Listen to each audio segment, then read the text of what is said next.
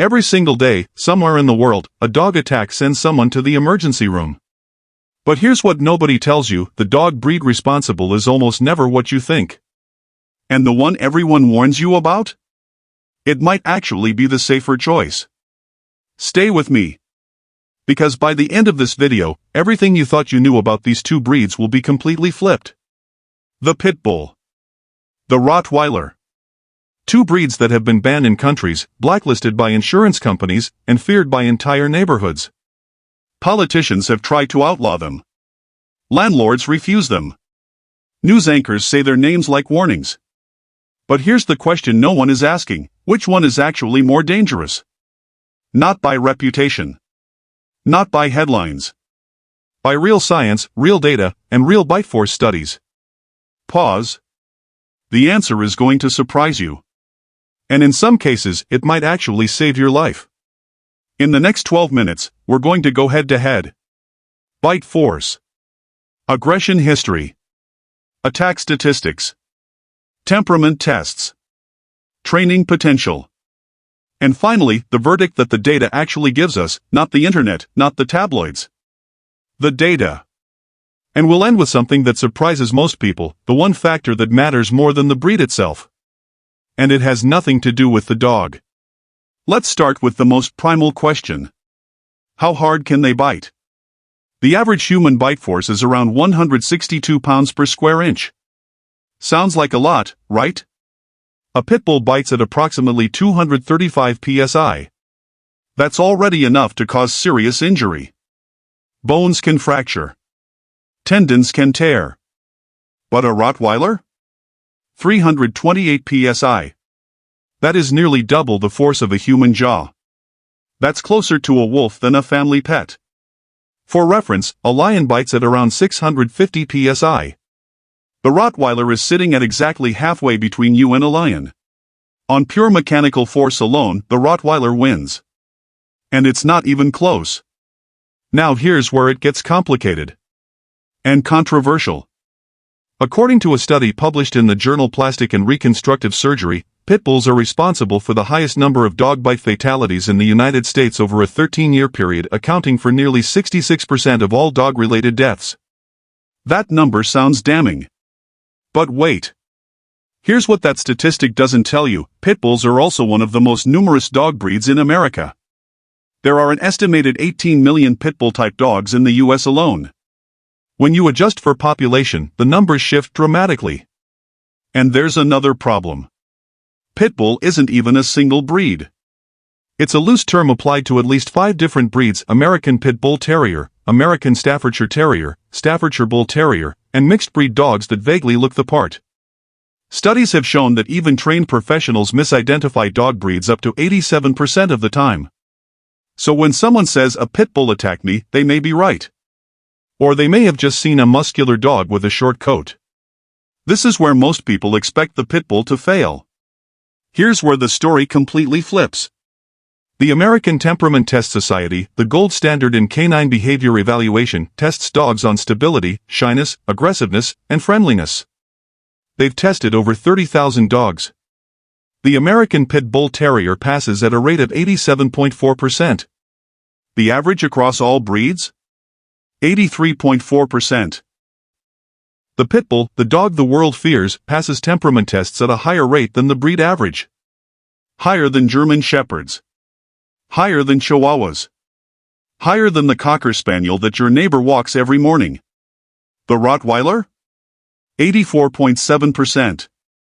Still above average, but the pit bull beats it. So how do we explain the attacks? The hospitalizations?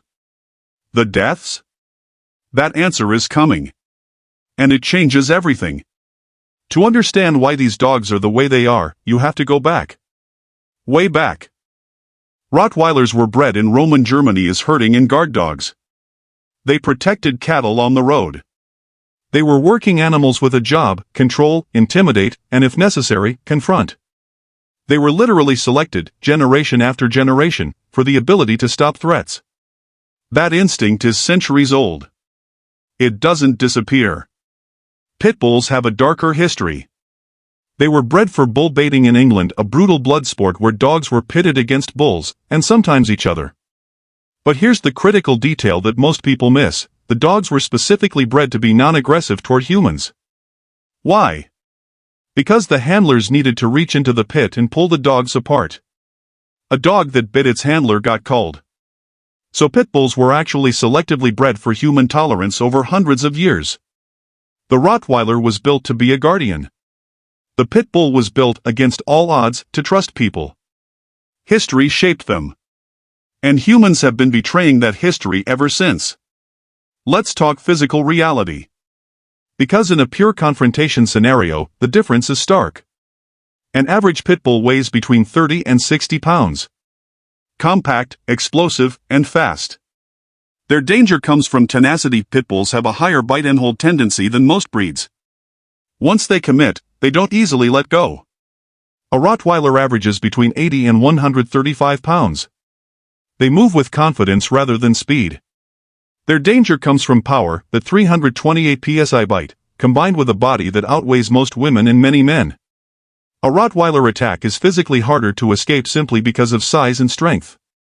Medical literature confirms this. When Rottweiler attacks result in injury, the severity tends to be higher per incident because of the raw damage potential. When pit bull attacks occur in higher frequency, it's partly because their population is so large. Frequency versus severity. That's the real comparison.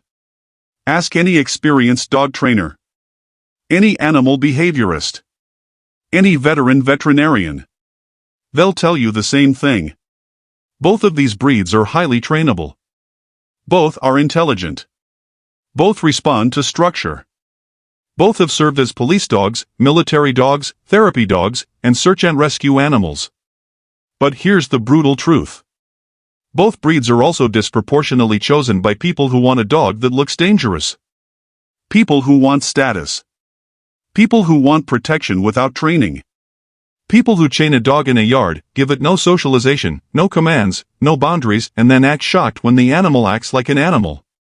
A 2006 paper in the Journal of Veterinary Behavior found that the single strongest predictor of dog aggression wasn't breed. It was owner behavior. Owners who trained their dogs had safer dogs. Period.